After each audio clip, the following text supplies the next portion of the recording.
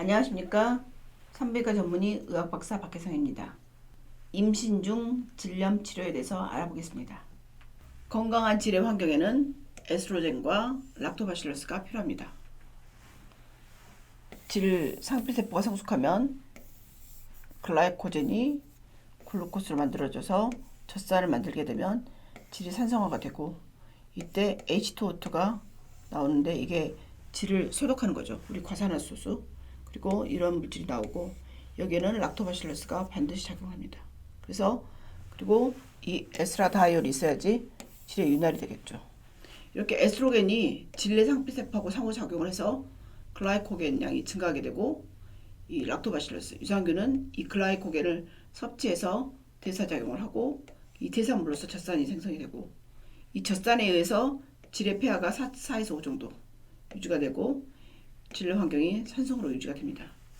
이렇게 산성화된 질내 환경이 외부로부터 침입한 병원균의 증식을 억제해서 건강한 질내 환경을 유지하게 됩니다. 그래서 에스트로겐, 유산균, 그리고 질의 산도, 건강한 질내 환경, 이게 이루어지게 되는 겁니다.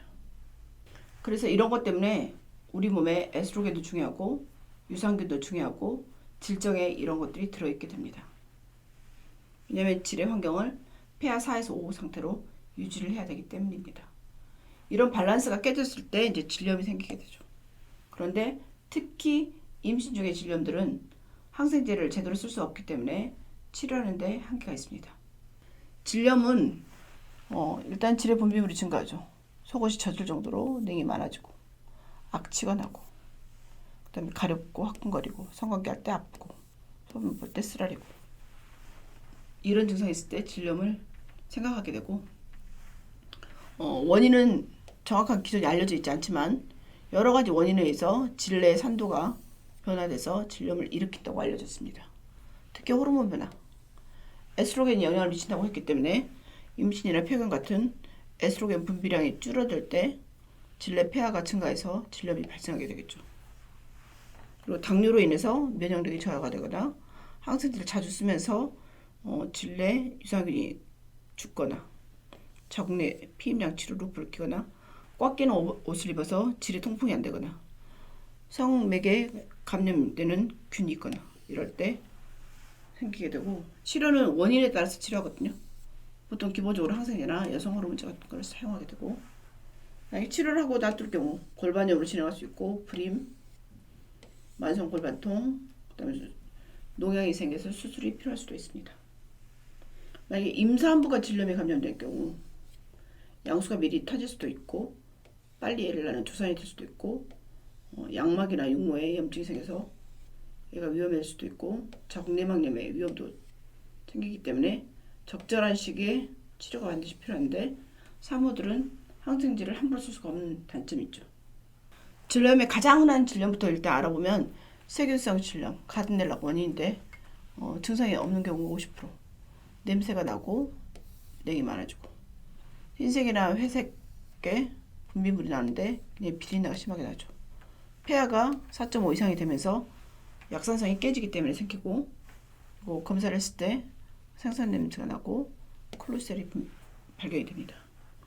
캔디다도 증상이 없는 경우가 20%고, 가렵고 붓고 성관계 할 때 손 볼 때 아프고, 냄새는 없지만 흰색 우유색 냉이 나오고, 여기는 pH가 3.8에서 4.5, 그리고 캔디다에 대한 하이피를 발견하게 되고, 트리코모나스는 증상이 없는 경우가 10에서 50%고 가렵고, 그 다음에 자궁 경부가 딸기 모양이고, 외음부가 붓고 자극적이고 따끔거리고, 소변 볼 때 아프고 성격할 때 아프고, 그 다음에 녹황색이나 황색의 거품이 나는 분비물이 있는데 굉장히 냄새가 심하고 화농색이 나오죠. 여기도 pH가 4.5 이상이 되고 보통 트리코모나스가 나오게 되고, 위축성 질염은 질의 건조증으로 갱년기 때 나오는데 성교통이 주 증상이고, 질 분비물이 감소하면서 노란색 분비물이나 피가 섞인 분비물이 나오고 pH가 4.5가 넘죠. 되게 질의 pH가 깨지는 경우 질염이 생기는 걸 알 수가 있습니다. 세균성 질염은 가드넬라 원인인데 항생제로 사용할 수 있습니다. 그리고 임신 중에 질정으로 사용할 수도 있습니다. 캔디다 질염은 캔디다 원인인데 여기도 염증약이나 질정으로 사용할 수 있고요. 트리코모나스 질염은 트리코모나스가 원인인데 이것도 항생제로 사용하면 치료가 됩니다. 위축성 질염은 갱년기 에스트로겐 부족이기 때문에 에스트로겐을 보충해주거나 심할 경우 다른 질염이 동반될 경우 거기에 대한 질염 치료를 하면 됩니다. 질염에 대해서는 여러분이 잘 아니까 특히 이제 임신 중 질염 어떻게 치료할 것인가. 실은 임산부들이 질염을 치료하지 않으면 아이와 관계된 여러 가지 증상이 생길 수 있기 때문에 치료를 해야 되는데 어느 시기에 어떻게 치료할 것인가가 문제죠. 임신 주기에 따라서 약물의 영향이 있는데 6주쯤 되면 손과 발이 만들어지고 심장이 만들어지기 때문에 이때가 가장 약에 대해서 영향이 큰 시기예요. 그래서 이때는 각별한 주의가 필요하거든요.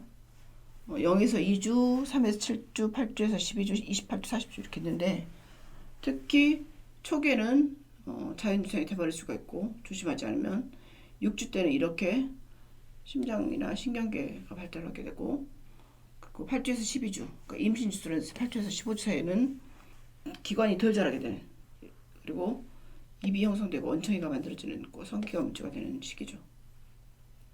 그리고 질염이 심하다. 그래서 일단 12주 전보다는 2주쯤 됐을 때 의사의 진료에 따라서 처방 가능하고 최소 용량으로 단기간 처방을 하죠.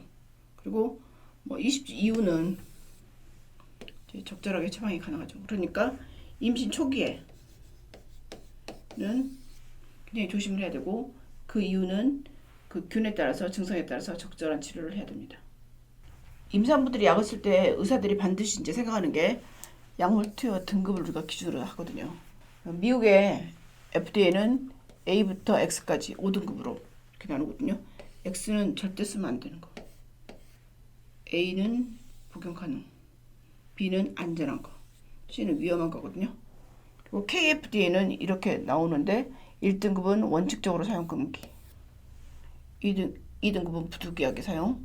그리고 M등급은 적응증에 따라서 사용할 수 있는데 이렇게 등급을 보고 주로는 이 미국 FDA를 많이 참고를 하고 약을 쓰게 됩니다. 질염이 발생했을 때 산모나 태아에게 어떤 영향을 미칠까? 보통 40에서 50% 사례에서 박테리알 베지노시스 같은 질의 염증이 생겼을 때 조산이나 신생아에 문제가 되는 원인이 되었습니다. 그리고 임신 중의 질염은 배아가 착상할 때 못하게 하거나 자연유산을 증가시키거나 양수가 미리 파열되거나 조산이 되거나 산후에 정내막염과 같은 합병증을 증가시킬 수 있기 때문에 치료를 하는 게 좋겠죠. 예를 들어 질환에 이렇게 세균이 있어요. 그럼 질내로 들어가겠죠. 그러면 이 조산이나 임신 합병증을 유발해요. 이런 위험이 증가하고 이렇게 질환에서 균이 들어가서 이렇게 애기한테 영향을 미칠 수 있는 거죠. 만약에 초기에 균검사를 주로 하게 되는데 질염이 있다. 그러면 20주 이전에는 치료를 해야 되고 특히 16주 이전에 조기 치료하면 할수록 신생아가 나빠지는 확률이 높아지죠. 그러니까 신생아가 유산되거나 조산되거나 이런 확률을 줄이게 됩니다. 그래서 최대 20주 이내에 치료돼야지 임신 합병증의 위험성을 낮출 수 있습니다. 그러려면 질염이 있을 때 병원에 가서 무슨 균에 감염됐는지 확인하는 게 중요하겠죠.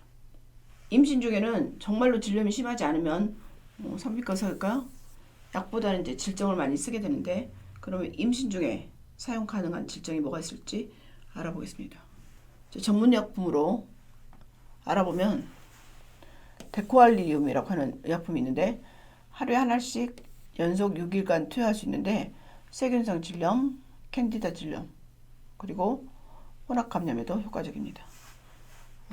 임산부 사용 가능하다고 승인이 됐고 락토바실러스랑 에스라다올이 포함되어 있는 의약 질정이 있거든요. 이게 한두 정을 연속해서 1, 2주 투여할 수 있고 질균종의 정상화, 폐경기 전후, 가든넬라 캔디다의 질염에 사용할 수가 있고 이건 신중투여예요. KFDA 2등급 부득이한 경우 사용 가능한 질정이고요. 네오마이신하고 니스타틴하고 폴리맥신이 섞여 있는 질병이 있어요. 이것도 전문의약품이고 하루에 한 캡슐을 연속 10일간 사용할 수 있고 질 캔디다나 세균성 질염에 사용할 수 있죠. 임산부 투여 금기입니다. FDA 4등급, FDA D등급이고요. 그다음에 이제 클로트리마졸이 있는 일반 의약품, 이건 약국에서 살 수 있다는 말이거든요. 하루에 하나를 연속 6일간 사용할 수 있고 하루에 하나를 200mg은 3일간 사용할 수 있는데 주로 캔디다에 쓰고 신종투여고 FDA B등급이죠. 다음 포비돈하고 요오드가 들어있는 질정이 있습니다. 이것도 일반의 약품이니까 약국에서 살 수 있고 하루에 하나를 쓸 수가 있는데 캔디다나 혼합감염에 쓸 수 있고 인프투여 금기죠. 그래서 이런 것들을 여러분들이 보고 임신 중에 어떤 질정을 쓸지 전문의하고 상의를 한 다음에 이익이 많을 경우 사용할 수 있습니다. 데코알림은 최근에 나왔는데 급여는 안 되고 이런 코드 때 사용할 수 있고 세균성이나 진균에 사용할 수 있고 하루에 한 알 한 병을 6일간 저녁 잠자기 전에 취침 전에 삽입할 수 있습니다. 데코알리움은 카드넬라, 박테로이데스 그리고 그람 양성균, 그람 음성균, 캔디다 이런 것이 다 효과가 있다고 되어 있고 이런 약들은 이것만 효과가 있고 이건 요것만 효과가 있고 이건 이것만 효과가 있고 여기에만 효과가 있고 여기만 효과가 있는데 어쨌든 이 데코알림이 모든 균에 효과가 있기 때문에 임산부에도 쓸 수 있고 꽤 좋은 질정입니다. 이 데코알림 클로라이드는 1993년 독일에서 처음 시판되었고 27년 동안 전 세계 58개국에서 사용되고 있는 질염 치료제입니다. 데코알림은 광범위하게 여러 가지 병원균에 효과적이고 내성 발생이 최소화됐고 특히 국내 최초로 임산부에게 사용 가능하게 허가를 받았습니다. 지금까지 임산부 질염 치료에 대해서 알아봤습니다.